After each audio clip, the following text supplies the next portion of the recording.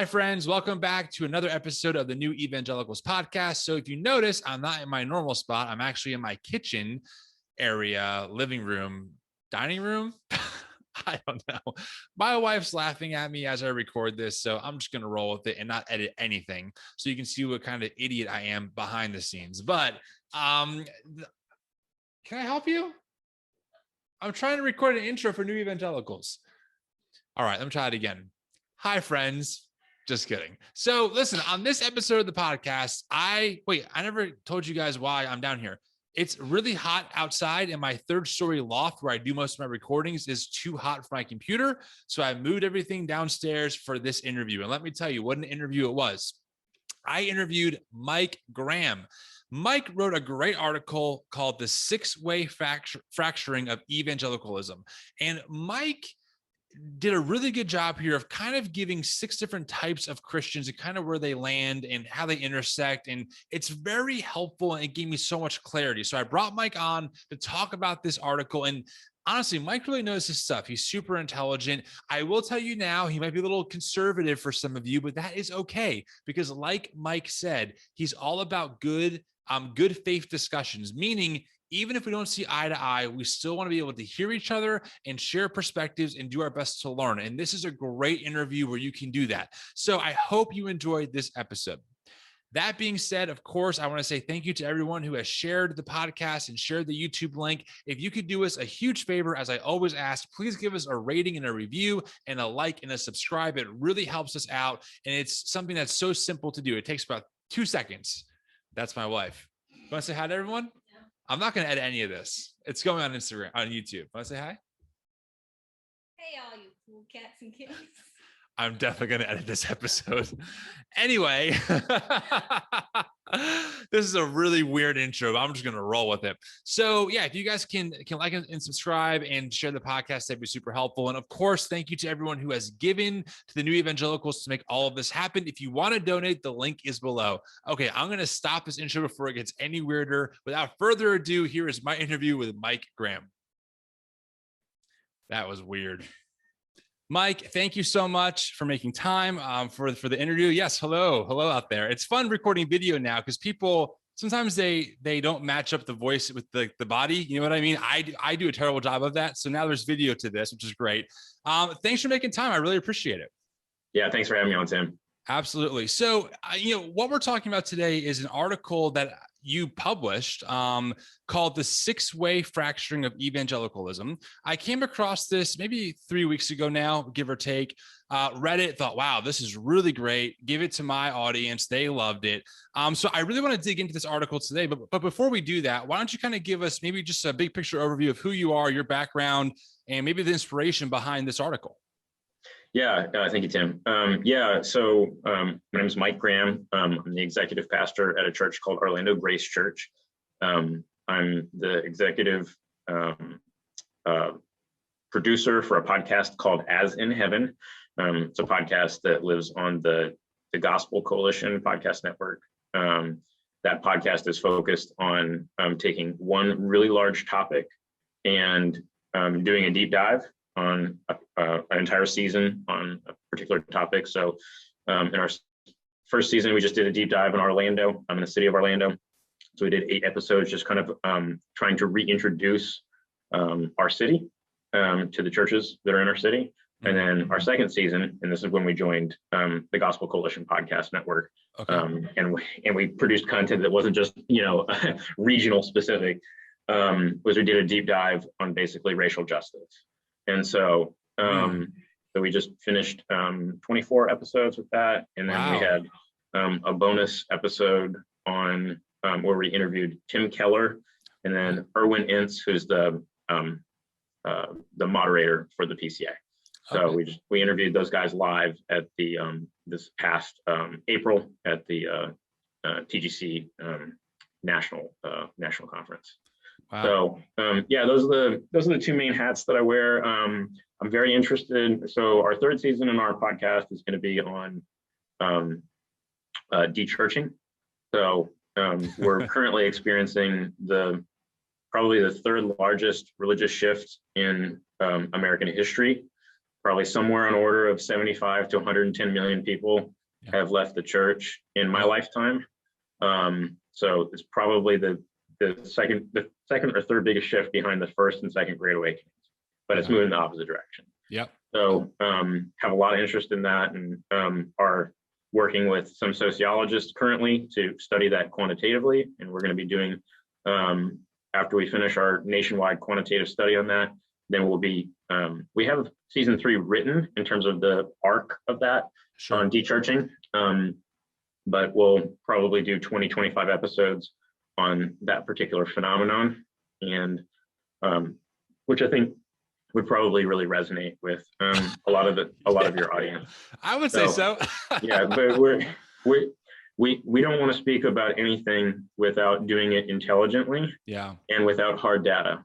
And so it's really important to us to work with information that's hard and fast, and where people are telling us in their own terms what they are thinking, feeling, and experiencing. So so that's kind of my background. So this story here, writing about the 6-way fracturing of evangelicalism, my core thesis is that evangelicalism is fracturing into 6 roughly distinct groups. And this, I think the 2016 was kind of a nationwide X-ray. And yes, it was. If 2016 was a nationwide X-ray, then COVID year, and I'm going to use the term COVID year as everywhere from like February, March of 2020 up through, at least the middle of 2021. Okay. And so COVID year, I think, was a 3D MRI. And so as a result of I think there's a lot of things that, kind of everybody's cards are on the table. You choose your metaphor of, there's no more water line for the iceberg. We see everything. Everyone's kind of thoughts are more or less kind of out there. Yeah. And I think there's a lot of relational, organizational, institutional, theological, cultural, political, socioeconomic, and even ethnic implications for those things being previously unseen, but now really kind of seen. Yeah. And I think it's going to take a couple of years for really all of that to flesh itself out and what that means. But if you think about relationships, and I'm not saying this to be crass or to demean relationships in a way, or to quantify them, inappropriately. Sure. But if you think about relationships a little bit like stock tickers, and instead of monetary value, what's being measured is how much intimacy is wise between you and that other party. I think a lot of relationships have been really repriced. Both in 2016, there's a little bit of volatility, in some relationships probably got repriced around then. And then I think relationships really got pretty dramatically repriced during COVID year. And obviously, the animating things, the kind of nationwide Rorschach tests, so to speak, of, a global pandemic and how you process that, brings in science, brings in lots of different things, in terms of, how you process those things. Obviously at least, Breonna Taylor, Ahmaud Arbery, and George Floyd, certainly re-bringing up to the fore the national conversation on racial justice, and bringing all different kinds of thoughts policy-wise into that, whether that's policing or reparations or just general relationships, relational proximity, these kinds of things. And then obviously another very contentious election cycle, and kind of included in that on the book end of that being the events of January 6th. And so these things, really kind of illuminated, key differences in terms of how people process the same events, and or the filters through which have been really revealed too, in terms of how people think about things. You can look at the same ink blot and you can come to very different conclusions. And you have to ask yourself of okay, how do we look at a lot of these same things and come to such divergent, conclusions? Those are things that are, kind of really worth exploring. And so as we, just kind of going through all of this, these thoughts were really kind of forming in my head around kind of fall of last year. I really just kind of starting to feel some of these different groups pretty acutely, and some of their differences and divergence. And then, as the year just kind of continued on, whether that's the racial justice conversation or the political conversations, or just how even people process the pandemic, it's like, wow, three pretty big wedges at the same time, that seem to really kind of end up slotting people into some pretty increasingly identifiable tribes. Yeah. And then you start to realize, like, okay, these wedges are driving people into various tribes, but the tribes really kind of already existed if you kind of trace them back. And so if I could, I'll share those 6 tribes. Is this a good time for that? I just want to comment briefly on everything you just said, because you really, with real good language and really articulately, really summed up a lot of how a lot of us on my account have been feeling. Like we have everything you said. We're like, yep. I call them ingredients. Like, what are the main ingredients that create this like deconstruction cake, essentially? And you kind of just walked us through all of the big ones, like all the ones that people like myself who grew up evangelical until recently, until I was asked to step down, was at an evangelical church, have said like, yeah, I don't know if I can, I'm not sure what to do with this whole election year with how COVID's being handled. So I appreciate you at least giving language to it, like I appreciate you even saying that, yeah, like, as a pastor, we're seeing these trends and we want to know the data. Like we want to know, because people like myself who are not, sociologists, I can't give you hard and fast data. I can just give you experiences. I can give you thousands of DMs I get, et cetera. But I can't give you like, okay, here's the statistical number. So it will be interesting to see if my experience and the people on my account, if that experience is really reflected in whatever study you end up, in the conclusions that you come to, or if we're just kind of in a bubble that really isn't the norm. I suspect, of course, it's the former, but that's only because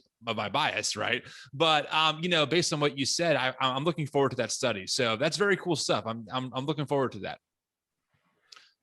But yeah, that being said, if you want to hop into, these 6 categories that you created and how they intersect, I think that would be wonderful. Yeah. Okay. So, if you want, I'm sure in the show notes or whatever, you can, maybe under this, you'll probably, I'm sure, put the article link. And definitely, if you want to hit pause here, you can go read it. It's like a 10-minute read, 3,000 words. But if not, here we go for the kind of 6 categories. The first category is a neo-fundamentalist evangelical. So these are people who have whose biggest animating concerns are political and theological liberalism. Sometimes this group might overlap and or have similar concerns as Christian nationalists. So there might be, kind of the Venn diagram, there might be a significant amount of kind of overlap there, but those things aren't necessarily the same thing. Some key figures in this world would be like John MacArthur, James White, Bauckham, Tom Buck, Tom Ascol, Apology Radio. Movement. To a lesser, kind of Ligonier Ministries is kind of in there. Jeff Durbin and those guys. And each one of these, there's different flavors to kind of, you get some of these guys are Reconstructionists and others, and then there's like even another world that's not, it's more outside the Reformed world. That would be like Robert Jeffress, and it would be more like baby boomer centric. That really brings a lot of like that's more on the Christian nationalism side of things and less on the intellectual side of things. So that would kind of be what we're going to call ones. So a 1, neo-fundamentalist evangelical. Okay. 2s are mainstream evangelicals. So historically, evangelical, if you remember, or maybe you interacted with this guy named Bebbington, the technical definition of an evangelical is basically according to this thing called the Bebbington quadrilateral. And the four qualities of this were conversionism, which is basically the idea that you have to be born again, activism, which twos aren't necessarily huge on unless it's pro-life / anti-abortion kind of stuff. So activism is a little bit selective for twos. Third being Biblicism. Usually Biblicism is just here another way to say a belief in having a high view of scripture, probably means inerrancy, probably means a belief in infallibility of the scripture. And then fourth, crucicentrism, that's just a fancy way to say a centrality for the atonement, and particularly probably in view penal substitutionary atonement with that. So that would be like kind of theologically where like twos would be. And this would probably be true also for threes and fours. We'll get to that in a second. Really, a lot of the differences between twos, threes, and fours come down to activism and what does that mean? And the kind of, there's a lot of agreement in terms of what it means to love the Lord your God with all your heart, soul, mind, and strength in the vertical relationship, where a lot of the rubber meets the road. The divergences between threes and fours is what does it mean to love your neighbor as yourself? How does that play itself out? What is the role of the church in the world? And kind of philosophy of ministry stuff, and or one's affect and how strongly you feel about those things. But anyways, still talking about twos. Twos are primarily still concerned, like ones, with the encroachment of the secular left and the way that might be imported or be a cause for concern with respect to the local church. Their concerns are more about theological liberalism than political liberalism, but political liberalism is still a major point. Politically speaking, twos would be still very much monolithic politically. They would be very much at least 80-85% plus in voting for the GOP. So those are just some of the from an ethnic standpoint, and maybe this is a good time to just kind of mention this. This whole taxonomy that I've created here, I could have put the sixfold fracturing of white evangelicalism. These categories would not map as cleanly in other forms of Protestantism. So whether that's mainline Protestantism or Black Protestants, some people who are Black and Protestant also identify as evangelical. Many do not. Okay, right. So those that do not, or mainline, these categories will not map quite as well. I think some of them will still resonate, but just note that that's a thing. Even in some of the feedback, got some feedback from some Catholic and Orthodox folks that they're seeing some of these things too, but there's going to be different flavors and contours to all that. So just know, like, if you're coming from, if you're listening to this and interacting with it, and you're coming from those traditions, know that this is my vantage point, and it's not, these categories might not be as clean and neat for you, and you can just kind of take and rework those things, kind of for yourselves. The extent to which there'll be overlap between these categories in my part of Protestantism versus your part of Christianity will be related to how the similarities will only be because won't be because of theology. It will be because of the common animating factors that are cultural, political, socioeconomic, and ethnic. Got it. So largely ones and twos are probably going to be mainly white. Okay. Really, you start to get greater ethnicity starting around 2.5 and above. You usually don't get much below that unless it's a pretty niche voice. And again, evangelicals, they love their niche voices, and you can always find somebody who will, I'm thinking of someone right now that you mentioned earlier. You can always find somebody who'll say what you want to say, and we'll reward them with likes and shares and whatever. But I'm not here to talk about that. That's another another topic for another time. And the ethics of that too. Yes. But everybody deserves their own voice in the same standpoint. Absolutely. My only, I want to take every single person seriously. I think the only thing that bothers me about that whole dynamic is I want to listen to people who are good faith conversation partners. If somebody's a good faith conversation partner, let's talk. But if somebody is, say, on the grift, or they're doing something because they're just trying to be provocative to build an audience, especially if they're trying to do that to monetize that audience, that's another conversation. And so, how you're going to take that and process that's a little different. Okay, on to threes. All right. Threes are Neo-Evangelicals. Okay. Now, bear in mind, pretty much all of these are my own terms. Okay.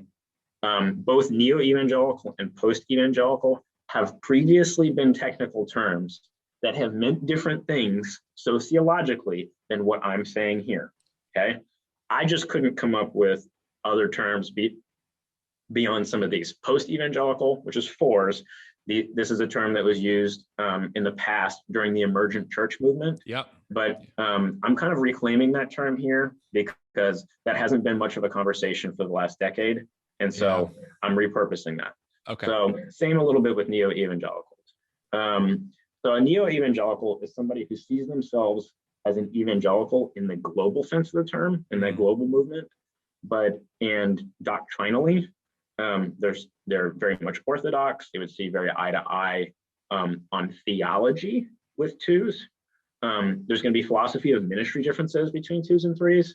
But threes, Neo-Evangelicals, threes, are not going to use the term evangelical necessarily super frequently. They might use that term when they're talking with other people who are like twos or threes, when we're having an insider conversation within Protestantism. But if you're talking to your neighbor, and say they're not a Christian or they don't have good categories for these things, like I'm not going to say that, hey, I'm an evangelical pastor. I'm going to say, I'm a Christian minister, or I'm a member of the clergy, or I'm Protestant, or some of these, different kind of things. Sure. I'm in the low threes. That's where, I'm at personally. So everybody who's listening to this, you deserve to know, kind of where my vantage point is here on this. And so my understanding of some of these things in terms of nuances is going to be best really a little bit like somewhere in the 2.5 to like 3.7 ranges, where I'm probably going to be have the best insights, just because of that's kind of my world. So threes, Neo-Evangelicals, within the church, they are both concerned about the secular left and the secular right, politically and theologically. Most threes are going to find themselves probably politically homeless, and probably in a place where it's like, I'm sure there's some threes that probably, held their nose and voted Donald Trump. There's probably others who held their nose and voted, for Joe Biden. And then there's probably many who voted third party. And there's probably a number that just like, nah, I'm sitting this out. Right. So threes are very much concerned about the cleaning of the inside of the cup of evangelicalism, to borrow Jesus's, his conversation with the Pharisees, of cleaning the inside of the cup. So some of the things that threes are concerned about cleaning the inside of the cup would be racism, misogyny, and sexual abuse. This is kind of probably the biggest trinity of concerns.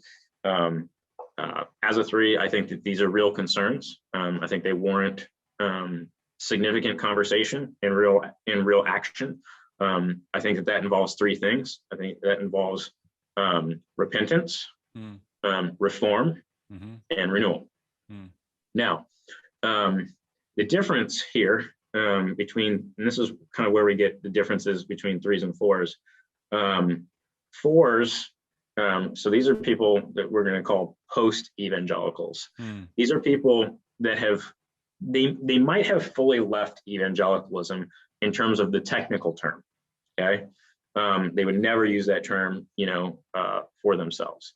So, take somebody like Eric Mason or Jamar Tisby, who are Black Protestants, right? So like doctrinally, zero difference between, me and Jamar, or me and Eric, with Jamari is Presbyterian, so we, have minor disagreements about, baptism. Right. I'm like 60-40 credo versus pedo, right? Right. But, and whatever, I'll die and Jesus tell me I'm wrong, and that's okay. I don't care. Right. Whatever. So, but all that to say, so you could have people where it's like doctrinally, there's very little different. Some fours may have left evangelicalism for a different kind of Protestantism. They may have left for the Anglican Church or the Episcopal Church, or LCMS, ELCA, other kind of mainline expressions. The Seven Sisters. So you get the Methodists, and anyways, all Disciples of Christ, Church of Christ. Then you have a lot of kind of historically Black Protestants. So you have Kojic, you have the African Methodist Episcopal, the AME Church. A lot of these folks would probably live in somewhere in the 3 to 4.5 range, depending on contextual considerations. So some people have kind of left evangelicalism for a different expression within Protestantism, and then some have left evangelicalism for, say, the Orthodox or the Catholic Church. And so that's where kind of fours live. And so doctrinally, there might be some pretty significant differences within this group of fours. However, my experience is that they still have really these three same animating concerns over racism, misogyny, and sexual abuse. Yeah. Where threes and fours diverge on this is where is probably in affect. Fours have probably felt these things personally and more acutely, and they may have experienced more woundedness in terms of having really negative experiences, firsthand. If we had more time, I could tell some ministry war stories. I sense from, just kind of our dialogue that, you have your own war stories, that are there. And so I think sometimes, firsthand negative personal experiences with either Christians, Christian institutions, or just observing the unhealthy aspects of the movement in the movement as a whole, can really move somebody from the 3 to 4 range and be like, you know what, this is so divergent from like the Jesus that I see like in the Bible and in the text. I just don't even hardly recognize some of these things. Can really move somebody, in that direction. Can I just comment briefly on that? Yeah. Briefly. And man, this is so good. All of it's so good. I don't want to interrupt too much. I think, your assessment of that 3 to 4 shift, at least in my personal experience and in some people that I know on my account, is accurate. Because I would definitely, even when I started this account in December, this New Evangelicals thing, would find myself maybe on like the high 3 range, like 3.5 to like, 3.9. But since things have transpired the way that they did, I find myself more and more, like actually that was really like concerning, and having more empathy for people who are sounding who have sounded the alarm louder than I have in the past. Now saying, actually, I get it. And it's because of my love for Jesus and wanting to follow him better that I think there's a real concern here. So I track with that. I think that it makes a lot of sense because I've experienced that in my own personal life. So, yeah, and I have firsthand, like some of my closest friends have experienced sexual abuse. And some of that has been in the proximity of church. And it's like, man, especially if anybody is listening to this right now and this is your story, like, I just want to just hug you through the computer screen, pray for you, like tell you that is wrong and that's evil, and that Jesus really does love you and he cares for you, and he really wants to minister to you, and don't give up on him because of just all the sinful and broken things that have happened to you. Yeah. The same thing is true if you're listening to this and you've experienced racism in the church or misogyny and these different kinds of things. I guess if there's and maybe I'll get into this in a little bit, and just in terms of a word that I'd love to say for anybody who's listening, is kind of the difference between deconstruction and what the reformers called semper reformanda. And that's just a Latin term that translates always reforming. Yeah. And I think this is maybe a little bit of the difference between 3s and 4s as well, and just kind of nuancing things a little bit. Once you get beyond like 4.5, you're entering like really hard deconstruction, right? Semper reformanda involves deconstruction, okay? The idea of always reforming from the reformers was this, and this is my background, guys. I went to Reformed Theological Seminary in Orlando, so and I'm cerebral and analytical, and so bear with me as I just kind of unpack this term. We're here so for it. The idea for the reformers was this, is that we're never going to fully arrive, doctrinally, theologically, practically, emotively, and if I can import some, Leslie Newbegin here as well, it's just I think sometimes we don't necessarily comprehend how important it is for us to communicate in ways that are comprehensible to our context. And I think, if you think about this here's a mirror image. So here's a photo negative for you. Satan is really good at contextualization, okay? He understands in the Western world that I want to convince the Western world that God doesn't exist and Satan doesn't exist either, okay?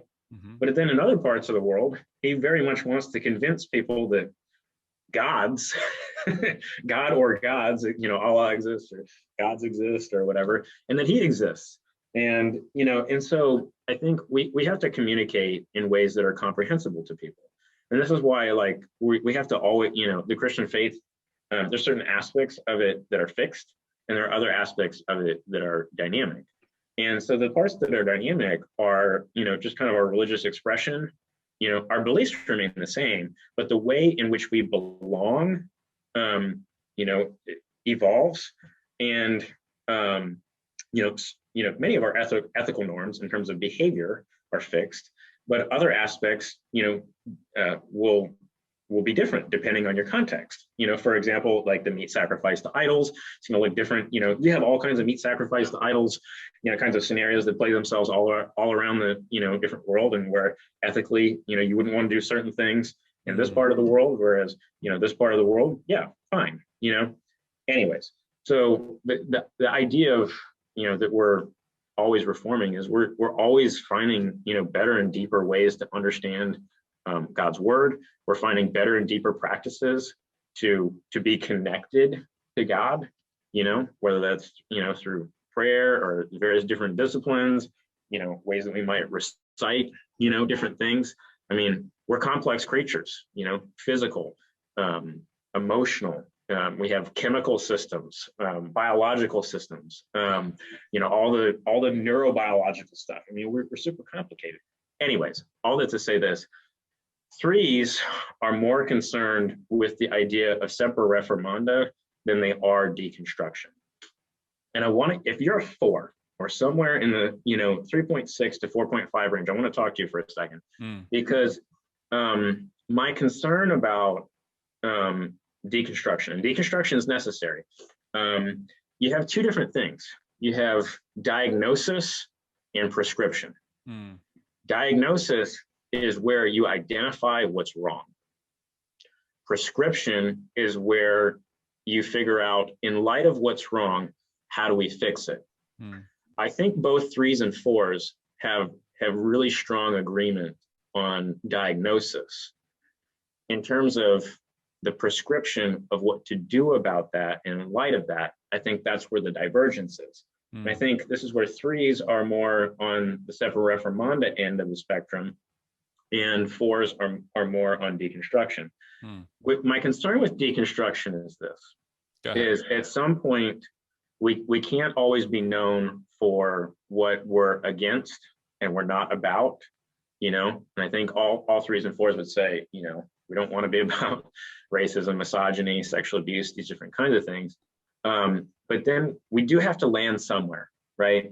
And we do have to state positively, okay, if we're not for these things, what does it look like to address and redress those things through repentance, reform, and renewal, versus just kind of saying, you know what, this is, guys, I just can't even, this is so messed up, so broken, or whatever. Like, we can really run the risk of just saying, you know what, I just don't need this, I'm out. Whether that means I'm out belonging, behavior, or belief, and rejecting one of those three, two of those three, or all three. Because I think, deconstruction can move into deconversion. And when you start to move into deconversion, you're talking about, you can deconstruct and dechurch in those three categories. You can deconstruct belief-wise of like, well, I no longer believe in this, this, and that. You can deconstruct in terms of belonging of like, okay, I'm out of the institutional church. Like, I'm not going to do that anymore. I'm going to have an alternative way of expressing some of those things. And then you can deconstruct from a behavior standpoint of like, well, I used to follow these particular ethical norms, but I'm just not going to do that anymore. Whether that's sexuality or, various other, ways that you can, change behavioral norms. So can I give a thought to that? Would you mind? Yeah. So I think normally I wouldn't unpack like 3-4 differences as much as what I am here, but just kind of given your particular audience. Yes. I think it would be helpful for people to understand and also know that, like, again, it's a spectrum and you're going to land probably somewhere in between a particular thing. And so these are not necessarily binaries. Right. Yeah, no, I think that's really good. I think that, I'm a big believer, like you said, of having good faith conversations, right? Like I tell my audience consistently, like we should be able to listen to perspectives that might, challenge us without getting offended about that. And then we can make the judgment on how we want to proceed. It's up to us or up to you. One thought I wanted just to kind of just maybe like share, and again, this is not, I can't speak for everyone, but at least the themes I see personally on my account are, a lot of us were in the evangelical church, and have either gotten, frankly, just put bluntly, kicked out or fired for various reasons, including saying things like Black Lives Matter on our Facebook accounts. I mean, I have real stories of that. And I think what's tough for a lot of us is that we desperately do want to see the church, specifically the evangelical church, loving their neighbor better. And we want to see a shift from focus on event to focus on community. But we feel that there is, we really feel like a lot of places just don't want us, and like they just see us as like these frankly liberal Marxists who just want to destroy the church because of that 1 and 2 kind of perception. And it's tough because I know, at least for me, like, I'm very committed. I'm not saying that you're not saying I'm not. I'm just, I'm just giving you some perspective. I'm committed to evangelicalism. I mean, for crying out loud, my account's called the Neo-Evangelicals. I'm reading the book right now, Discovering an Evangelical Heritage. The Wesleyan tradition and how radical it was. Abolition right now. Pro-feminism. Pro-civil disobedience. I'm just like, I like this. There's some radical stuff here.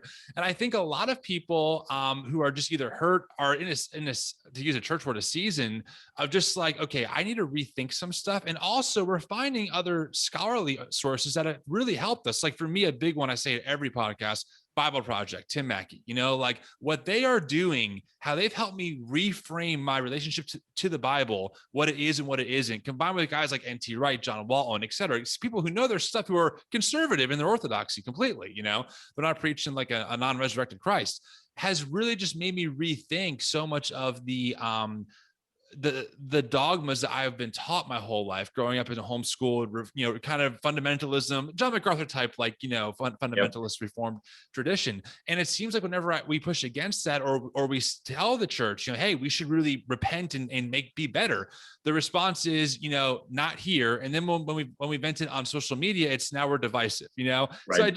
So I think a lot of us feel like we don't know how to do this on their terms that get them to listen to us. So now we just say whatever we want, and it is what it is, Well, and I think it's important for us to name some of this, right?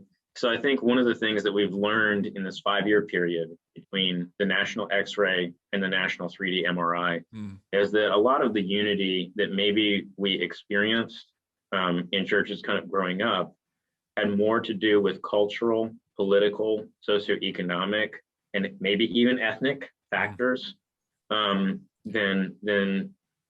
I'm sure there's definitely Jesus in the mix, right? Yeah. But sometimes, like when push comes to shove, and there's people that you've been in a relationship for a long time, and you're like, hey, I still like you. Like, I'm a 3-year one, like, right. It's okay. Like, we're good faith, like conversation partners. We have all these relationships with one another. Yeah, sure. We see, these things differently. And, sure, I'd love, if there wasn't so much of a gap, kind of between us, but like, I don't reject you, but sometimes what you get in return from that is, well, yeah, that's cool that you feel that way, but I don't feel that way about you. Mm-hmm. Right. And I think that's where the relational tension kind of starts to really rise, especially, if you're in that 3 to 4 range, you felt that, because lots of people have probably abandoned you relationally, and or either otherized you or wanted to put you out, or maybe even fired you, or given you, maybe even penalized you for not being, for not being in the same spot. And I think this is where there's just a lot of animating, concerns that just aren't Jesus, right? Mm. And so this is where, it's important for us to just kind of, name that and realize, okay, and if you find yourself in that place of loneliness, and certainly if you're still inside of an evangelical institution as a 3 or a 4, you're going to feel that tension, especially, with anybody 1.5 or below, sometimes even 2 and below. And I think that's really, 1s and 4s have already decided that they're not going to occupy the same physical spaces anymore. Mm-hmm. So 1s and 4s will not go to the same church. Yeah. Okay. That sorting has largely already happened. Yeah. And so I think where the biggest fault lines are 1s and 3s still kind of find themselves in the same spaces, and 2s and 4s kind of find themselves in the same spaces. And everyone's kind of feeling a little bit uncomfortable about that. And so I think those are where the next 2, 5, 10 years, I'm not sure, we'll kind of see, I think, a real resorting, so to speak, of evangelicalism. Yeah. And I think what will happen is, as I mentioned in the article, there's, every church is a rubber band, okay? And every rubber band has a certain amount of elasticity before it breaks. And I think what's happened over the last 5 years is the elasticity of the rubber band before it breaks under a little bit less tension than what it did before. And so what that means, if at the parachurch level, the denominational level, and then at the local church level, is that in order for any of those respective layers of institutions, there probably has to be, the tent has to probably get a little bit smaller in order for the same level of cohesiveness that was had before we've experienced this particular cultural moment. And so, if your institution had, 10 units out of 10 of cohesiveness before all of these things, and you were able to span a range of, 1.5 to 3.5 before, well, you might not be able to span, a range that's quite that large anymore and still have 10 out of 10 cohesiveness. You're going to experience more friction, as evangelicalism kind of continues to splinter and fracture. Right. And so my thesis, and I don't know if I'm right, is basically that 3 kinds of churches will come out of this whole phenomenon of the fracturing of evangelicalism. And so I've called these type A, type B, and type C churches. Okay. So type A churches would be primarily 1s and 2s. Type B churches would be primarily 2s and 3s. And then type C churches would be primarily 3s and 4s. Mm-hmm. And so I think right now, most churches are type A or type B.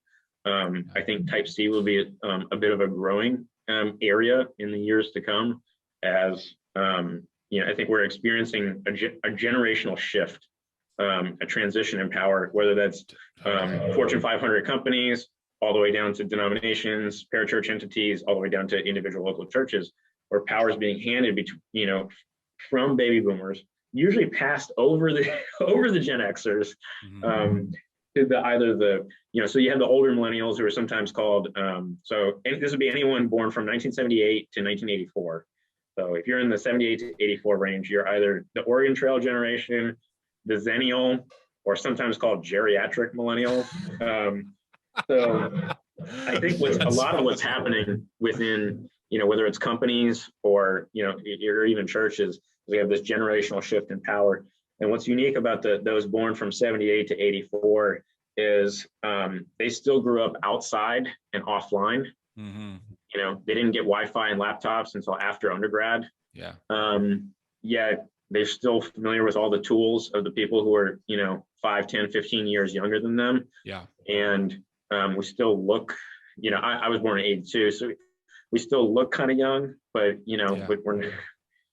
but we're starting to feel it. Well, I'm born in 88. And so I was like a teenager when the internet really, I was like 12 when the internet really hit, so I can still remember a blurred background, but I remember being outside a lot, and now obviously it's not really a thing. So I think there's a lot of that's going on, transitionally. I know I didn't mention this before. Super quickly, here's what 5s and 6s are. 5s are those who have actively fully left the church. They're de-churched. What we've learned about the de-churched and who are 5s, a lot of times there's still a handful of orthodox beliefs that are there. Usually not all of them. Usually the time you see all orthodox beliefs in somebody who's a 5 is if they've been a sexual abuse victim, usually in the church environment. So you have people who are truly like followers of Jesus, some who are 5s. It's probably not many, but that is a thing. So if that's you and you find yourself in that position, like I'm so sorry for your experiences. And then finally, 6s are those who are de-churched and deconverted. Right. So they're just out. So some 5s would be like Dustin Kinsrew from lead singer from Thrice. Oh yeah. His wife follows my account. I felt like so famous. Yeah. Like, whoa, I can't believe it. Yeah, if you listen to Dustin, love your music, and same. Matt Jensen and Andrew Lisi say hi. Can I comment on your church thesis briefly? Would you mind? Yeah, go ahead. And I want to respect your time. I think you have a hard stop in just a few minutes here, I think. Sure. Is that correct? Okay. So I'll be brief and I'll get maybe some of your final thoughts. I do think your thesis, sounds correct, because the type C, idea is something that I've been thinking about church for years. I mean, longer than any of this other stuff. And, I always say, like, we have to move from a foundational core value of the event is what centers us to the community is what centers us. It has to be a shift. And I find that people in that C, I think you said it's 2s and 4s, something like that. 3s and 4s, which would be primarily your audience. Yeah. I mean, that's the thing is we want community. We want to be gathered around the Eucharist. We do want to just, study the word. We want those things, but we just have such a hard time doing it in spaces that are designed to become spectator sport, especially as a volunteer my whole life. A few people volunteer full time and everyone else just shows up, receives the sugar rush and goes home. So I do think that type C will continue to grow if it hasn't already. That's more of almost like the Frank Viola kind of house church model a little bit, like that kind of idea, but a little bit different still, I think, for some of us. Yeah, and this is where, like, I think sometimes people's personalities play into some of these things too. Like some people can be, more corporate or more punk rock, and some of that will play itself out and might move, somebody a little bit, on that scale. If you're more punk rock, you're going to be, a little bit more, like in one direction versus, if you can withstand, if you can look beyond and forgive some of the rigidity of institutions and appreciate that sometimes that rigidity can work in the favor in the long run because of more comprehensiveness of assets and centrality. And or what's possible with higher degrees of structure and mobilization, some of personality is going to play into that, Yeah. A little bit, I mean, I'm wearing a, I have both of these tattooed, I have both of these, I have these things, I might listen to ABR and Polyphia, when I'm sermon nice. writing, Hey, but now we're talking. Yeah. All right. I'm But- seeing them but- in Philly soon. They're local boys, ABR. Yeah, So well, you wouldn't know it from just looking at me. I love that. We got to talk offline about some music choices. I'm a Yeah. drummer and I'm all about that. So it's great stuff. Yeah. Yeah. I don't know. I mean, I guess, I think that looking forward in terms of my hopes Yeah. for evangelicalism, I think that it really boils down to repentance, reform, and renewal for me. That's what I want to give my kind of ministerial life to. Yeah. And I think a lot of that is going to be fleshed out in ethics and anthropology of the church in the 21st century. I hope in America is known for diving into the doctrine of the Imago Dei and its implications in the early middle 21st century. If that isn't what we're known for 50, 100 years, 200 years from now, as church history kind of looks back on us, I would have I have pretty serious concerns. I cut my teeth ministry-wise in my first job working with crew overseas in Italy. And, what we saw in Italy kind of felt like a bit of a time machine. What Italy had seen from the 1930s to present was a kind of a 90-year battle between the secular left and the secular right. And when I say secular left and secular right, I mean even more radical expressions of these things than what we've ever seen here. With the secular right, the rise in the 30s and 40s of Mussolini and real fascism.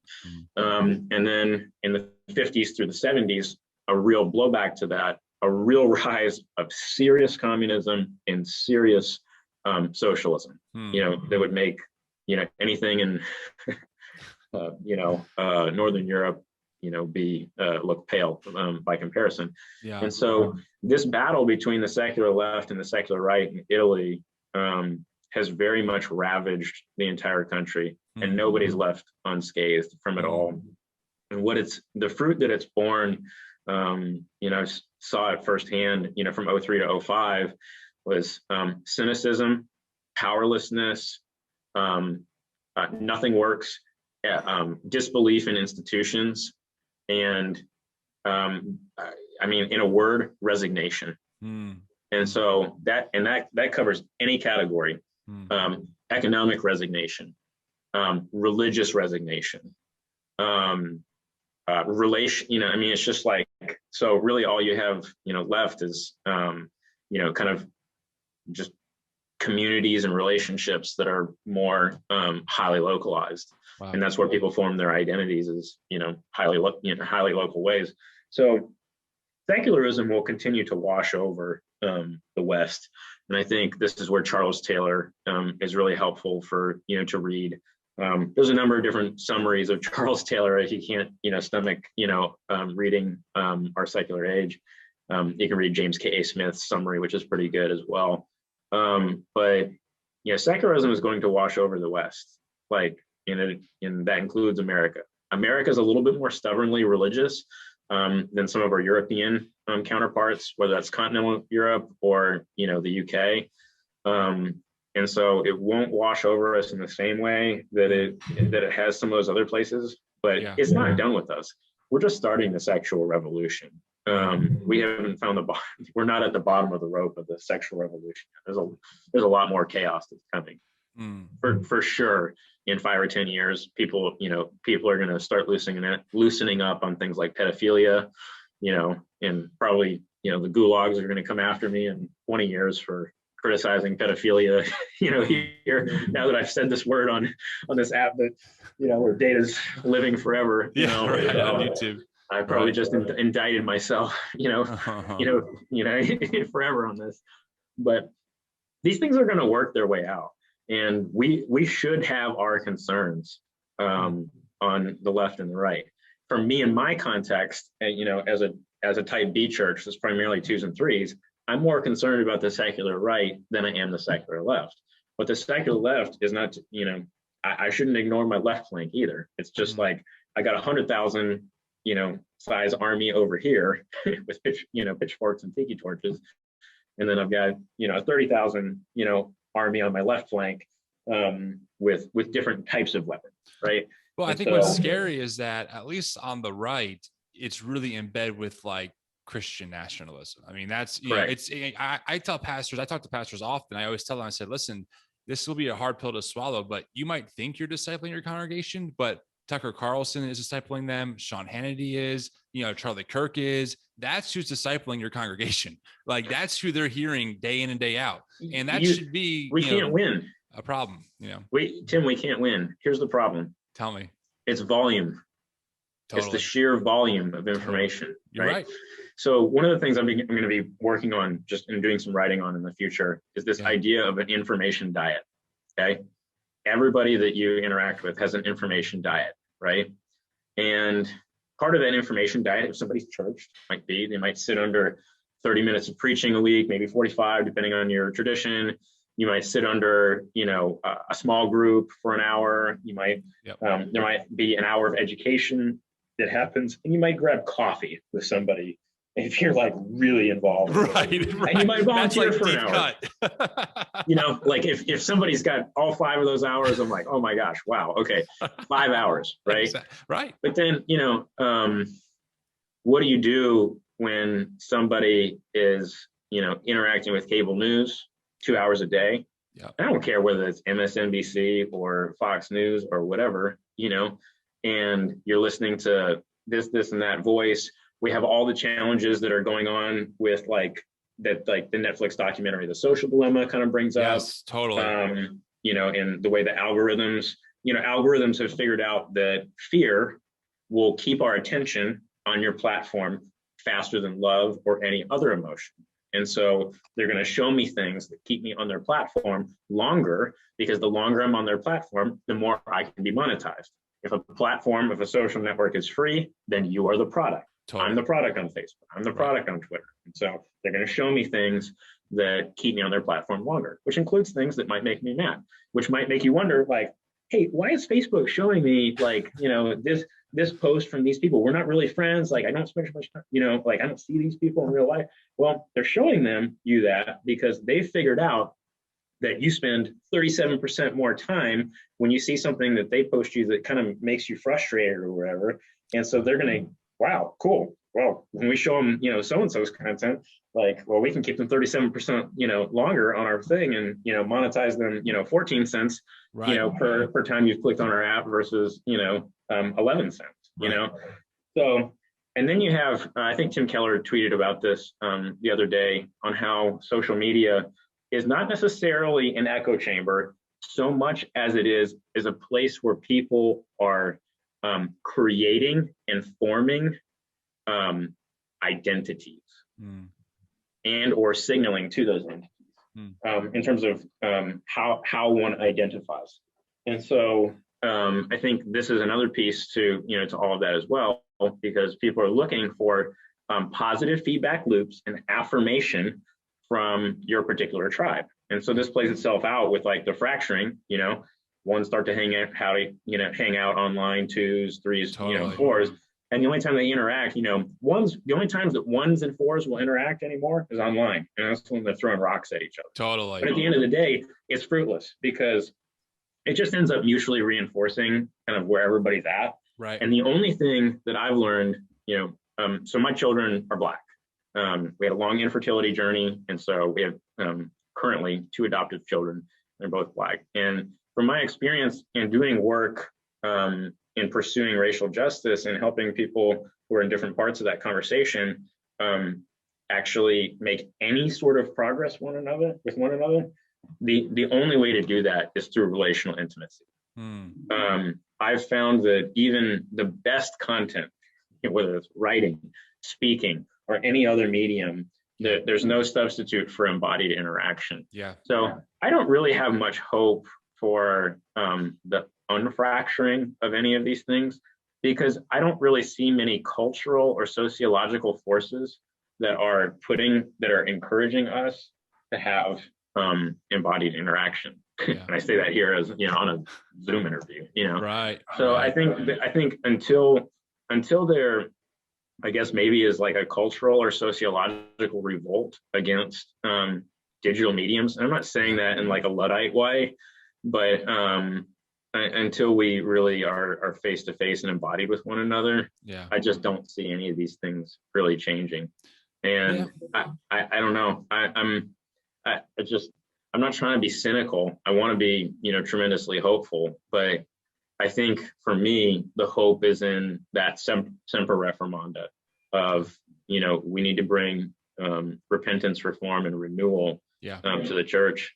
And until we do that, things are probably going to continue to fracture and to continue to decline. Yeah, I think that's well said. For the record, like I'm all about always reforming. I've used that line before. And that's a lot of for me, my motivation to even renegotiate, my faith. Like, what does it really mean to be a Jesus follower in 2021? What keeps me up at night is thinking about what are the things that I'm not seeing now that I can look so clearly back, in the past and go, oh, slavery, how could Christians support that? What are the things now that I am like not aware of that are happening now that in 50 years, Christians will say, how could Tim not see that right in front of him, that huge injustice, Because that is, like you said, there's such a dehumanization of people in every way, economically, racially, all product wise, right? Like with social media, we're the product. And it's like, I think that what must be cling to and what must be so foundational to the Christian is that every human being reflects the image of God. And that's tricky for me when it comes to like my opponents politically, right? The ones right now, I follow Jeff Durbin, I follow James White, and I see their Twitter and I just go, oh my God, like I'm losing my mind, but I have to remember, like, you can oppose someone and you can oppose someone's views and theology without dehumanizing them. Like It's possible to do both at the same time. You can say, actually, I don't think that's healthy at all without belittling the imago Dei inside of them. And I think that's how you break that cycle, right? Because if not, like I always tell my account, we don't want to become fundamentalists of the other side. Like, I'm not trying to be a fundamentalist again. I'm trying to leave that and live in this tension, live in this gray, and realize that like life is more nuanced and complicated and anyone online can make anyone sound like anyone, and like you said, I've had the best interactions when people will DM me, you're a heretic, you're this, and I just send them an audio message. Actually, my name's Tim. This is my account. More than willing to talk, and it's instant disarm. I mean, every time. And the people who want to talk will respond back, and we have a pretty, I would say, productive conversation. And they end up they end up understanding my perspective better, even if they don't agree with it. So I'm with you on all that. But I appreciate you making the time, in an afternoon and from your busy schedule. Where can people find you? Are you online? Do you have some kind of public account that people can find you on? Yeah, probably the primary place would be Twitter. I think I've renamed myself down here. If this shows up in the thing, I'm at MSG. So those are my initials. Got it. Like monosodium glutamate writes. So great. MSG writes WRITES. Well, I'll put a link in show notes, of course, to the article and into your Twitter. And listen, definitely keep in touch. I think that for this to work, there has to be, like you said, despite me, I'm sure you and I can find plenty of things that we would disagree on theologically or socially, but it's all about, what are the good faith conversations we can have and what can we agree on and say, yes, like, let's push this forward. Like Imago Dei, sign me up. Where do I sign? Let's go, So definitely keep in touch. And I appreciate you making the time. All right. Thank you so much, Tim. I really appreciate you. And God bless everybody out there. I hope that Jesus meets you wherever you're at and whatever you've seen. Well said. Thanks so much, Mike.